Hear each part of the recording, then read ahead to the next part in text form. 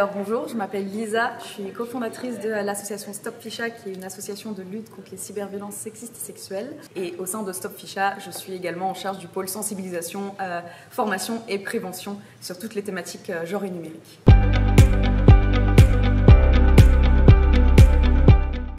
Le harcèlement en ligne et toutes les cyberviolences en ligne qu'on peut retrouver sont en fait des violences qui sont systémiques. C'est des choses qu'on constate à échelle transnationale, c'est pas que spécifique à la France, ce ne sont pas ce qu'on appelle des phénomènes isolés, c'est vraiment des schémas de haine, des schémas de violence. Nous à Stop Ficha, on aime parler on est rentré dans une nouvelle ère de haine avec l'utilisation des outils numériques pour violenter, humilier, abuser et tuer en fait concrètement des personnes. Ces personnes-là, qui sont-elles? Ça va être les femmes, les personnes mineures, les personnes LGBT, les personnes issues d'une religion, les personnes grosses, les personnes avec un handicap. Enfin, voilà. On est vraiment sur tout ce qui va être discrimination et oppression sur des minorités. On a peu de données, on a peu de chiffres, mais on a quelques chiffres sur le genre notamment. Et donc, on a ces derniers chiffres qui indiquent que 53% des femmes ont déjà subi des violences en ligne ou vont en subir. C'est un chiffre de 2023. Et on a également un autre chiffre de 2017 du lobby européen des femmes qui indique que les femmes sont 27 fois plus susceptibles d'être harcelées en ligne que les hommes. Des groupes vont être visés, il y a des schémas de domination qui vont se reproduire et c'est certains groupes qui vont être beaucoup plus vulnérables que d'autres, les groupes que j'ai cités précédemment. Au niveau de la lutte contre le cyberharcèlement et contre les cyberviolences sexistes et sexuelles, nous, on considère que la lutte ne peut pas se faire sans un triptyque d'acteurs qui sont en fait les trois piliers qui soutiennent cette lutte. Ces trois acteurs, c'est qui? C'est la société civile pour tout ce qui va être du côté de l'éducation, tout ce qui va être du côté de la sensibilisation sur ces sujets-là. On a ensuite les pouvoirs publics qui vont être plutôt au niveau de la loi, de la juridiction, des campagnes de prévention, travailler avec la société civile pour construire des projets, construire en fait des protocoles aussi pour mieux prendre en charge les victimes, etc., etc.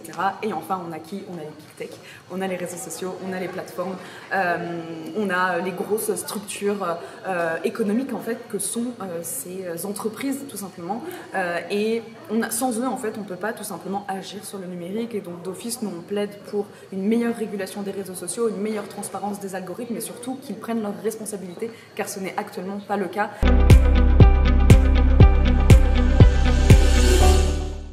Des actions individuelles surtout, nous on a ces premiers gestes, les quatre premiers gestes à avoir si on est victime de cyberviolence, de cyberharcèlement, c'est de tout prendre en capture d'écran, absolument, puis de faire des signalements via notre formulaire de signalement, puis ensuite de bloquer, de se protéger, en tout cas voilà, de prendre soin de soi et s'entourer, surtout c'est super important d'en parler. Ensuite, sur un côté moins individuel, parce qu'on a trop tendance à penser à action individuelle, mais alors qu'il faut aussi penser action globale et action systémique, nous ça va être de travailler avec les plateformes, les obliger à avoir des meilleurs formulaires de signalement, les obliger à avoir une meilleure modération qui sera beaucoup moins issue de l'IA mais qui sera plus humaine, de faire de la prévention et tout simplement de faire respecter tout simplement les lois, que ce soit les lois françaises, européennes ou le droit international tout simplement vis-à-vis de ce qu'elles font avec leurs outils et de ce que les internautes font avec leurs outils.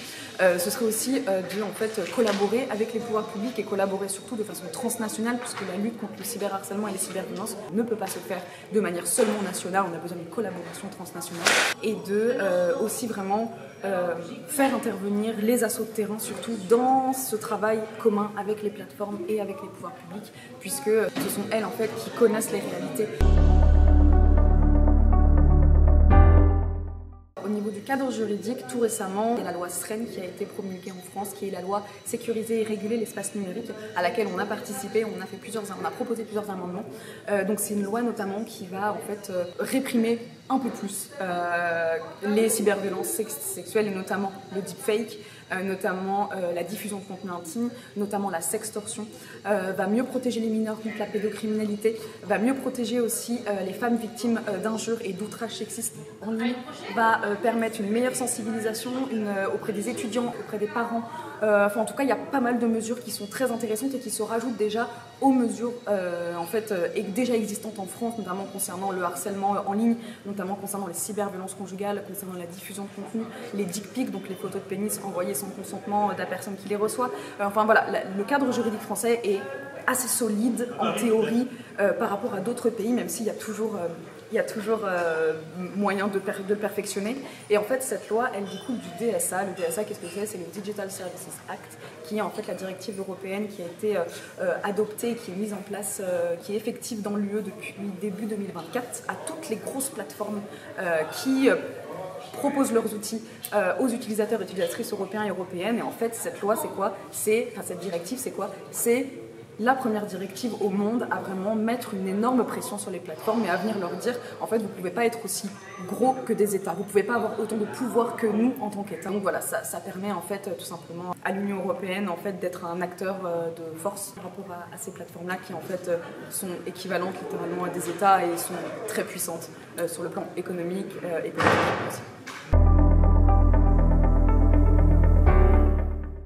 Alors, la grande enquête sur les cyberviolences sexistes et sexuelles, c'est une enquête qu'on a créée avec deux autres associations, donc Point de Contact et Féministes contre le cyberharcèlement, qui sont des assos qui luttent aussi contre la haine en ligne et les cyberviolences sexistes et sexuelles, et notamment contre la diffusion de contenu intime. C'est parti de cette cyberviolence-là, et donc on est en train de recueillir des chiffres actuellement pour que ces derniers sortent en septembre prochain et qu'on puisse analyser pendant l'été avec des chercheurs et chercheuses et qu'on puisse en fait proposer des données, qu'on puisse proposer des tendances, qu'on puisse proposer vraiment une réflexion scientifique en fait tout simplement sur la problématique de la diffusion de contenu intime et la problématique des cyberviolences sexuelles, puisqu'on parle aussi des deepfakes, de la sextorsion, etc.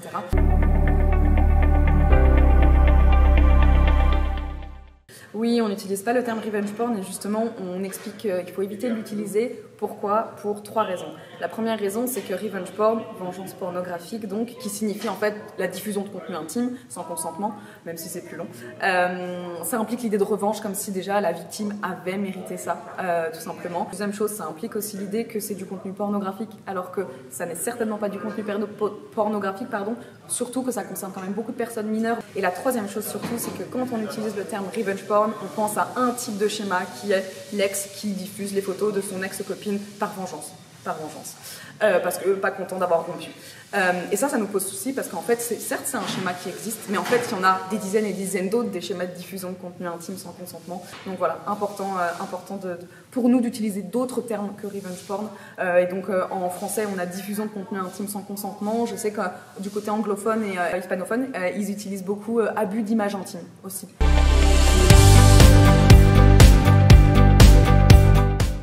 Alors, ce qu'on a constaté, donc on revient un peu sur les réseaux sociaux, et c'est pour ça qu'on fait pression sur les réseaux sociaux et pour une meilleure régulation, c'est que les algorithmes des réseaux sociaux ne sont pas neutres. Ils sont remplis de biais, tout simplement parce que c'est nous en tant qu'humains qui créons ces algorithmes. Et en fait, ces algorithmes-là, c'est le principe de la rentabilité de la haine. Sur les réseaux sociaux se font de l'argent, sont des entreprises et se font de l'argent sur les contenus qui vont générer de l'engagement, les contenus sur lesquels les personnes vont rester le plus longtemps, vont cliquer, vont partager, vont commenter, etc.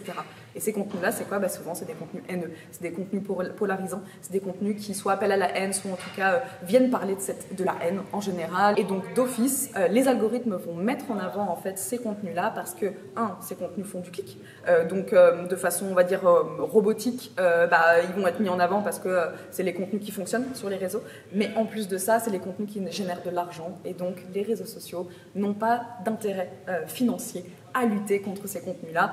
Et donc, évidemment que les algorithmes, pour nous, des réseaux sociaux qui ont un système très opaque, on ne sait pas comment elles sont faites, on ne sait pas comment elles fonctionnent, servent en fait et diffusent et permettent la violence en ligne. Et ça aussi, c'est des problèmes que la Commission européenne a démontré vis-à-vis de Twitter, X du coup, qui a mis en avant des contenus haineux, des contenus d'extrême droite, de façon hyper arbitraire. Donc, ça pose tout simplement un problème dans le débat démocratique et dans les discours dominants qui ressortent en fait sur les plateformes. Et donc voilà, c'est pour ça que la corrélation harcèlement, enfin le lien entre harcèlement et algorithme, c'est vraiment que les algorithmes contribuent en fait à la pérennisation, l'augmentation et la difficulté de lutte contre le cyberharcèlement.